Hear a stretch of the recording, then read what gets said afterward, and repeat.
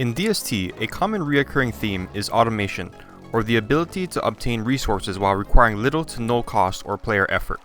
These resources can range from actual items, such as grass, twigs, and food, but they also come in other forms as well. One of these is Sanity. A Sanity station is basically some kind of setup that allows a player to increase their sanity by pretty much doing nothing. The most basic of these would probably be Wendy's Cistern, which can provide the player with 25 sanity per minute.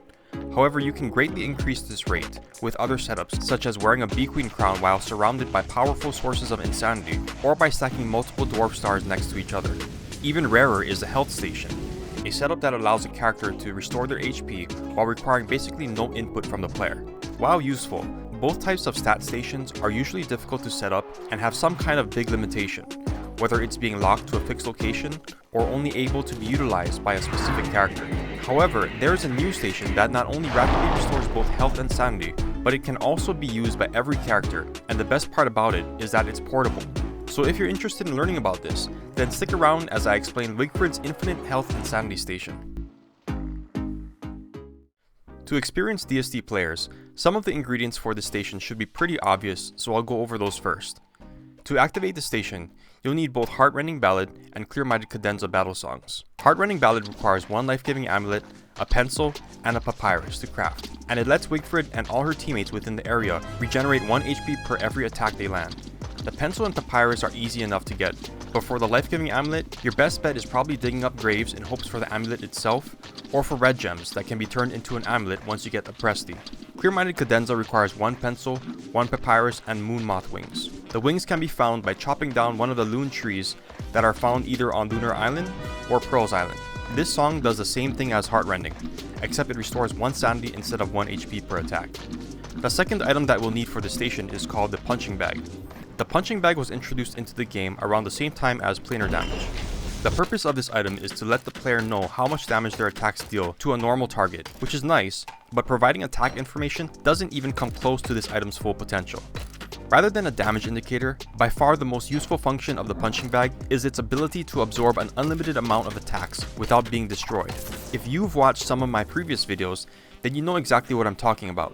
In my S-tier Weremouth guide, I used the infinite durability of the Punching Bag to maximize the amount of time I could stay in were form while outside of combat. Since the Punching Bag has infinite durability, it allows characters like Warley or Wormwood to rapidly restore their HP outside of combat by using the Bat.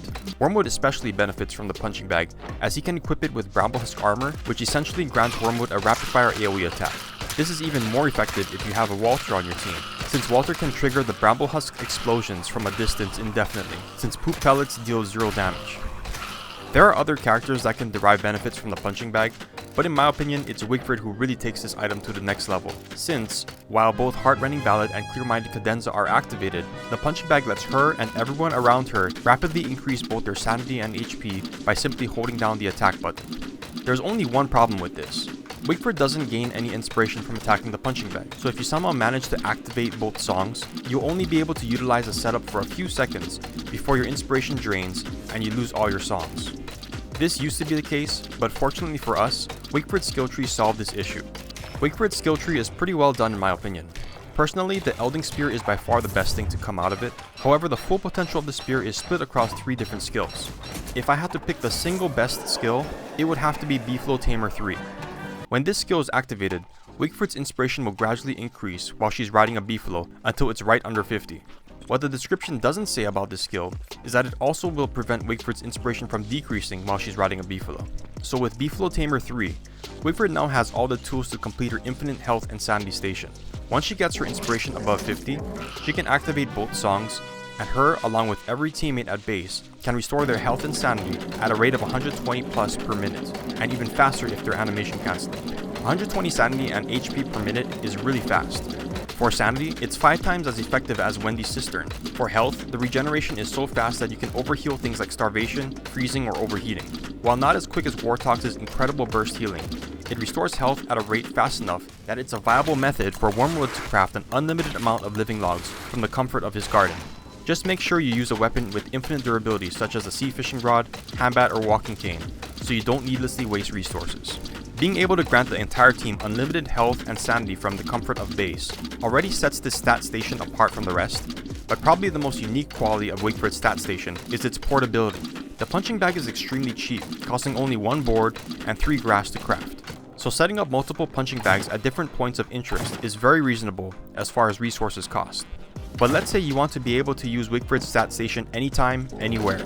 Well, you can pretty much do that, since after putting down the station and restoring your stats, all you need to do is hammer it to get back its resources and pre-craft another one. Hammering the punching bag gives back 1 board and 2 grass, which means a single piece of cut grass lets you relocate the punching bag, and since it's a pre-crafted item, you don't have to waste any inventory slots carrying around the board.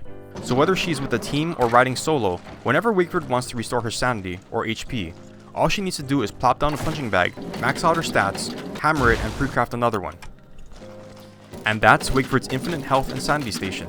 It's in my opinion probably the best stat station in the game, as it restores both the health and sanity of any character, while being able to be set up relatively quickly and can be easily brought along wherever Wigfrid decides to go. Another way to look at it is that Wigfrid has the ability to place dispensers like the TF2 engineer. So whenever you're playing Wigfrid with friends, make sure to pick Beefalo 3 and place a dispenser at base, so you can also be credit to team. That's the end of the video. Like always, thanks for watching, take care and have a great day.